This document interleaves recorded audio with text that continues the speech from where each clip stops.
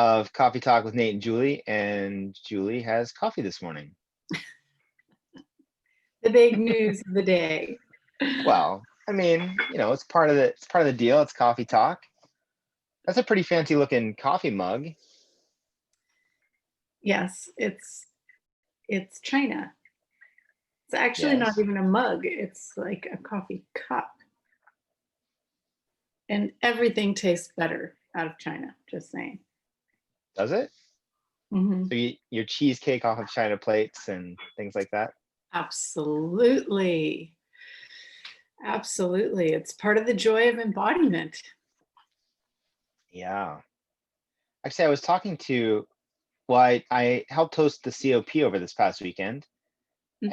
And Fatma was one of the other hosts, and during like the break time, and we have like before the class starts and like meet and greet time in the morning. And she was talking about how much she loves the hotel that she's in Istanbul. And she was talking about buying a hotel. And and like all of the different ways that she would kind of, I mean, it wouldn't be like an access hotel, but there would be, the staff would know how to do bars, and you could get a body process here, and there would be like oh my gosh, a coffee bar. Yeah, but like that's a awesome. welcome mojito every time you came in. So it just kind of got me thinking a little bit about like your body stays at the hotel, you don't. And so it's sort of like conscious hospitality, like I don't know, it was just kind of a fun thing to think about. And it was also just another one of those reminders, as you just said, which is like you are not your body.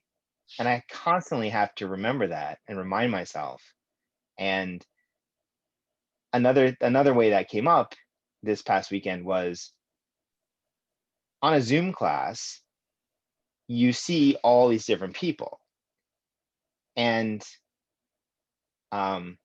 occasionally you're like, oh, she's pretty attractive, or like, oh, she's pretty cute. And having the awareness of like the body is willing to have fun, but the being isn't, and thinking about all the times and places where bodies don't have a judgment, and bodies are like, all right, game on, let's do it. And the being is like, no, no, no, settle down. Like, we can't do it because it's a guy, or because it's a girl, or because it's too old, or because it like looks like this or looks like that. Like it's crazy the way the points of view of the being are such, they put the brakes on the body enjoying embodiment. Like, I don't know, that was just so true. So true. Yeah. And you were talking about China as like the joy of embodiment. And every time I hear Shannon talk about that, this kind of China. oh, not the country necessarily. not the country necessarily, although I haven't been. I've just heard. Yeah. So I don't know, that's kind of what the thought process that's triggered when you talk about the joy of embodiment, and how it takes very conscious effort, or it takes being very aware of all the places that I think my body is not necessarily like a companion along with me, but it's sort of like subservient to me and my wishes. And if you're willing to like step aside and have a conversation with your body, like, hey body, what are you aware of, or what would you enjoy, or what would this do or that do? It's like such a different way of being. How are you in your marriage? How am I? What do you mean with that? Like how do you relate to your partner in your marriage? Well, I mean, we have conversations about stuff. I don't know how to answer that question. Well, like your body is your companion, and your wife is your companion. Right. Which one do you treat better? Yeah. Yeah, exactly. And that's a really good, interesting way to put it. So,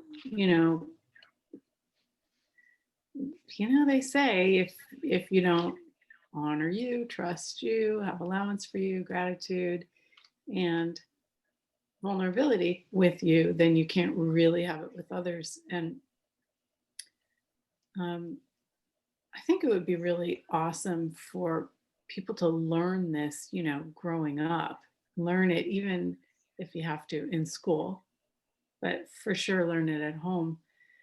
That your body is your primary relationship, and how you treat your body is how you're going to experience the world. And like, what if you treated it like you'd like to be treated? What if you treated it like your pet and you love it and you appreciate it and you take it for walks and you Yeah. pet it and you feed it. And something else related to that is, I think we might have talked about this before, but the number of people that we've both seen for years in Access who, I mean, I'm not going to say they don't age, but they don't look their age, and they don't look like their peers who are the same age. I mean, whatever significance that is.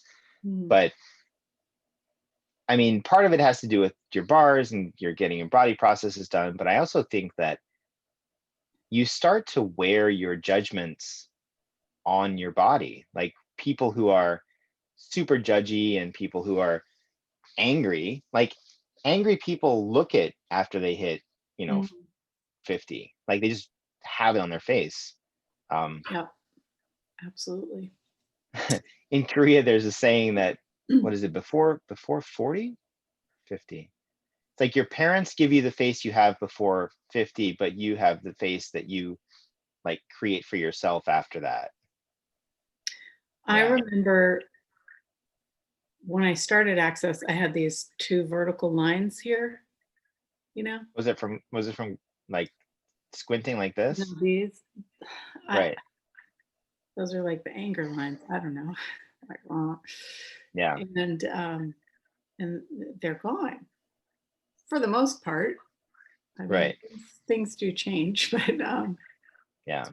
it's really interesting how bodies bounce back and bodies change and they go through all kinds of morphing.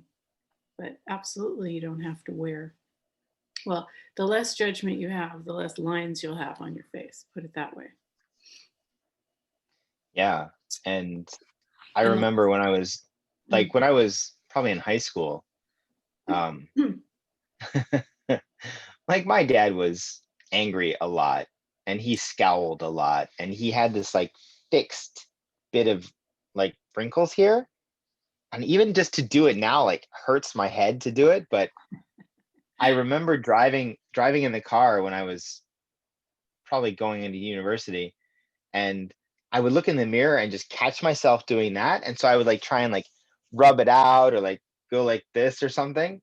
Um, I mean, I didn't have any of the tools, I didn't have any awareness, but I just knew that if you sort of did that for such a long time, it was going to be set into your body. And the wrinkles that I'd like to have are the ones that are from smiling or laughing too much. Like when you laugh a lot or something, I'm fine with that. Um, yeah, it was interesting for me to even notice that. I mean, at such a younger age, before I was even aware of any of the tools of access. Um, yeah, you yeah, mean you were aware before you were aware?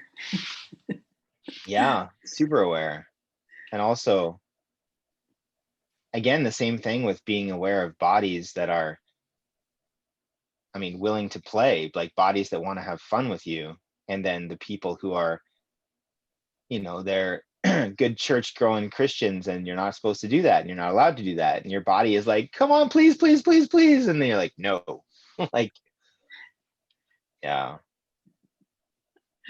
so weird to look at that now. Another thing that Gary said is the more fixed points of view you have, the more stiff your body will be. So Right. people who, when you get older and you start to get really, really stiff, it's from fixed points of view. Being locked into points of view.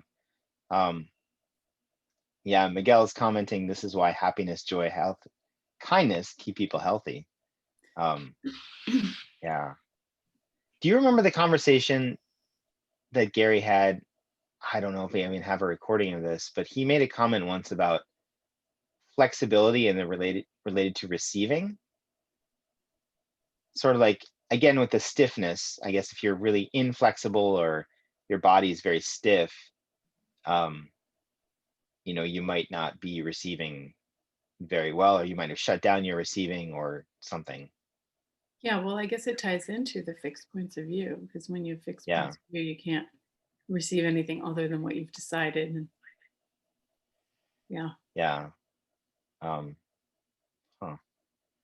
So that was all coming out of my consideration of conscious hospitality, and I was just like super excited about the idea of like having a chain of hotels, like the EJG hotels or whatever it would be, and then like, yeah, you have staff working there who can do body work. You have, I mean, it would just be run from like an access consciousness business point of view, Yeah.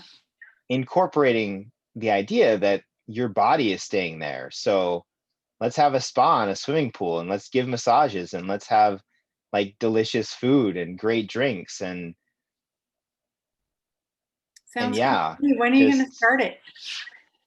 well, I think it started, and I mean, it's really been like kind of going in creation since that conversation with Fatma, and Mm, she was, I don't want to use the word, she was very serious about it, but um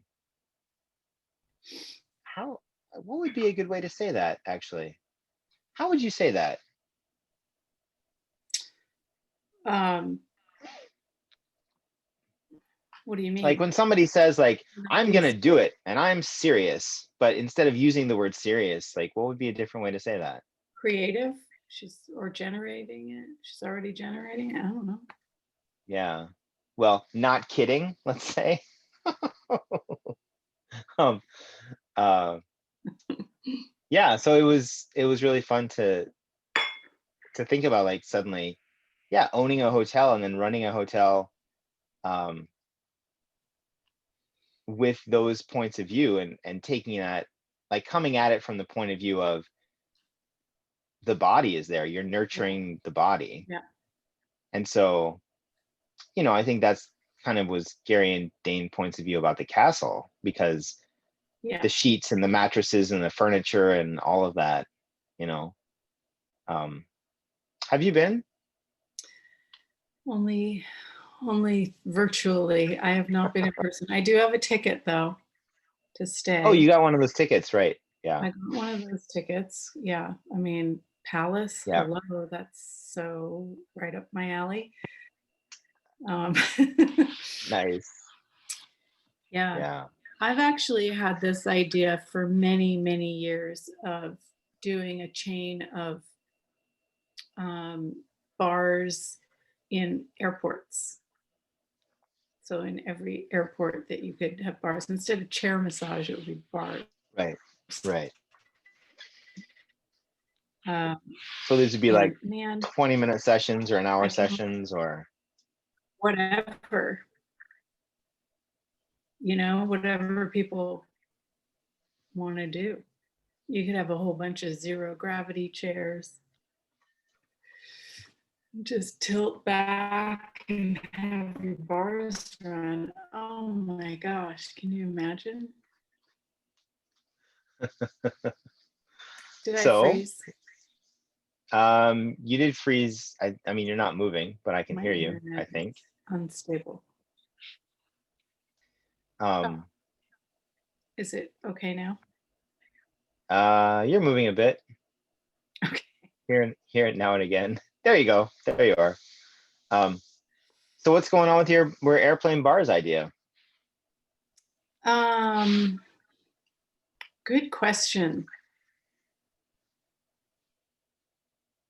I started looking into what it takes to do a what do you call those things? franchise. Yes. Yeah. And I got bogged down in the details. But I mean, there are bars facilitators or bars practitioners all over the world. So if I could set up a Yeah. thing and they could take it and run with it in their area, I mean, it seems like a Yeah. no-brainer. Yeah. You could just set it up and then have it like scheduled for who's coming in when, and make sure that all the tables and the hours are covered by any number of practitioners. And then you have some sort of a deal and deliver with how much the customer pays, and then they keep their tips and you get a percentage as the like rent payer. um which details were you bogged down in again? I don't know, like franchise and how to do it. Right. Yeah. You know, Well, I mean, I think there's got to be somebody with the number of people and access these days and the different resources available. I yeah. think, So whoever wants to you help me know, create this, reach out, ping me. It's a great idea. I've mentioned it a number of times, and it's funny because some people think that it was their idea when I told them, and now they're like, "Wait a second, that was my idea." No, it was not. It was my idea.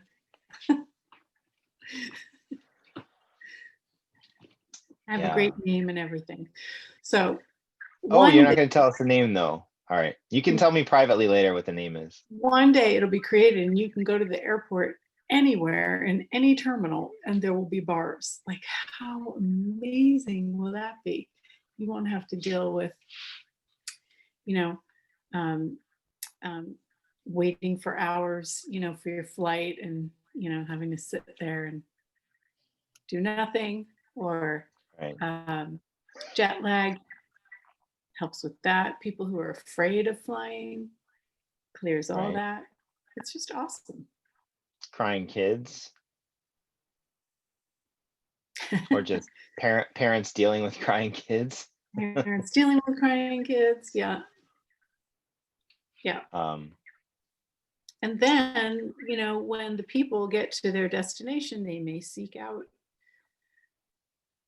more Bars on the bars other or end. more access. Yeah. Yeah.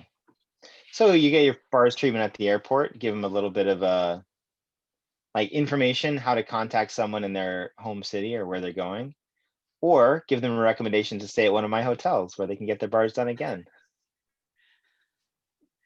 Actually, there was somebody who came to a bars class in my town who actually lived like within 5 miles of me, who found it in Nepal. And she had like What? gone for a massage and got bars session. And when she came back home, she looked for where to take a bars class. I think that's pretty amazing. That is pretty amazing. Who's doing bars in Nepal? I don't know. It was a long time ago. It was probably 7, 8 Yeah. years ago when she came Yeah. to my class. So, yeah. I just did a bars class yesterday. Nice. Yeah. Was everybody wearing gloves and masks, of course? No, Sorry. no. Nice. Yeah, it So was good. were And any of we these, did it for the first time in my boutique, which was really interesting to be in and around all those gemstones. It was cool. yeah, that is cool. How many could you get? A couple tables in there? I used gravity chairs. We had two, so there are four Okay. people. I could probably Yeah. get three and do six people. Yeah. But Do you prefer using those for your bars class well, I or for prefer bars? lugging those around as opposed to tables. Right. So I yeah, have it's easy. I have a question about that because you mentioned doing bars in airports with gravity chairs as well. And I was curious, like, do you think that people have a different point of view about lying down flat on a massage table versus sort of sitting in a gravity chair? Well, people have all kinds of points of view, Sure. But but I find it actually more comfortable to be on a gravity chair and not be flat on my back. Okay. you know, Yeah. because I people are might have to always look into doing this. different kinds of things for under your knees and things for under your head and all that, on a table. So why not just have Right. something that's already, it's I nice. might have to look into that because I've explained bars to a couple people here, and for probably 3 or 4 times I've gotten the response of nobody wants to lie down like that. Like their general point of view is you feel too vulnerable, you feel too like, I don't know, open or whatever Well, the they word haven't is, tried but it. So, they're just giving you excuses to dismiss or to reject it, which is fine. yeah. But Right. yeah, I And would it's think a also gravity chair would help. And also, like in Australia, they use beanbag chairs, right. Yeah. which I think would be hard for lots of people to get up off the ground. So the gravity chair, you tilt them back, you tilt them up, they can get up themselves. Yeah. And like And Miguel says, less cumbersome, you don't have to climb. Um, yeah, and it's just relaxing. It's like it's a lounge chair, you right. know. So maybe it just puts in that subliminal relax. Yeah. Hmm. And Hmm. Cindy says she wants to go to the next one. So when is your next one? Oh, good question. I'll probably schedule something in November. I do once a month, roughly. Okay. We'll keep Cindy in mind. I will let Cindy know. Hi, Cindy. Montechia Hi, uses Miguel. chair hand laying on his shoulders. What's that? Miguel left a comment here about Montechia uses a chair laying on his shoulders. Maybe more familiar. Hmm. Might have to check that out. But yeah. And like you said, gravity chairs are easier to carry around, get in and out of your car, probably set up. Oh, Yeah. absolutely. Yep. Hmm. It's good. Nice. So these people, was it anybody new? Um, there was a 14-year-old. It was her first bars class. Her mother was getting her third class so she could become a bars facilitator, and her grandmother, it was her second bars class, and then somebody else's second bars class. So it was interesting. Cool. 3 generations of one family class. Well, that's really So cool. you never know who's going to show up. It doesn't have to be people that you know, or Right. even people in the area. And it's interesting with the pandemic and people not traveling much, or even local people not going out much. These people drove for 4 hours and stayed overnight in a hotel to take this class. So Nice. maybe that tells you something about what it is that we're doing, that like, hello, it's worth a little bit of effort. It was such a Yeah. beautiful day, so nurturing. It's, yeah. Yeah. And also, I had a quick question. Like a long time ago, my point of view was you should have your bars done, or you would want to have them done at least once before taking a bars class. But I've heard of people just coming to a bars class who have never had their bars done before. They're just like, hey, it's a new thing. All right, I'll try it out. And Yeah. that was really cool. Well, this lady who was doing her third class, I asked her how she heard about it, and she had done Reiki and things like that. And she had a client who actually asked her if she did bars. And she's like, "What is that?" And she looked it up and researched and found a class. So, on recommendation of somebody Yeah. requesting it, I find it really interesting that it can happen in so many different ways. Yeah, Having definitely. people hear about this, and then other people, they move right on it. They're like, I don't know what it is, but that. So they're probably listening to their body a lot more than other people who heard about it for years and don't want to go there, don't want to try it, can't quite figure out why they should do Right. it. It's like they have to talk themselves into it or something. Yeah. Hmm. Um, I saw actually we're almost out of time because you have to get going. And Miguel, thanks for joining in. Everybody who's watched today, thank you so much. Cindy was here um, as well. And Miguel said, can we have a Zoom clearing session so we can see our friends? I mean, we could definitely do something on Zoom, including more people. We could schedule something at a different time. I mean, Monday is when I get to talk to Julie. Absolutely. um, Absolutely. And I do 2 Zoom clearings a month on Wednesday evenings, California time. So, okay. but if you want to have something with Nate and me, we could create something. How fun would Yeah, that be? absolutely. That would be a lot of fun. Hmm. Um, so maybe we should put that in the Coffee Talk Facebook group and we can set up a time or a couple times and see what works for people. Yeah, we'll have to talk about that and then get something set up. Coffee Talk Fun. Clearing Hour.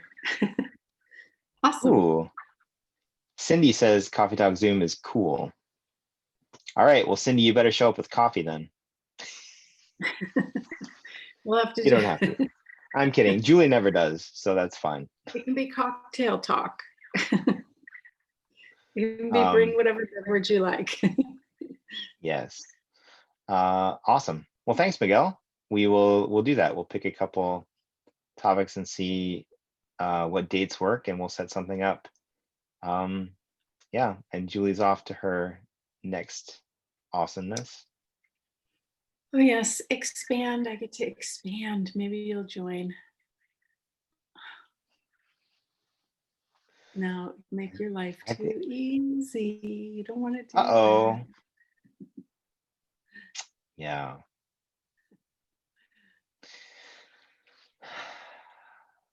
I'm so tempted. I also have to go to bed. It's 5 minutes. Okay, do Is it only whatever you 5 minutes? need. All right. Yeah. I thought it was a bigger thing. No. Okay. All right. Well, All we're right. wrapping up Coffee Talk for this week, episode 23. Thank you everybody for watching, and keep your eye out for a Zoom clearing session of some sort. So we'll do that. See you next week. Next week. Bye. All right. Bye-bye.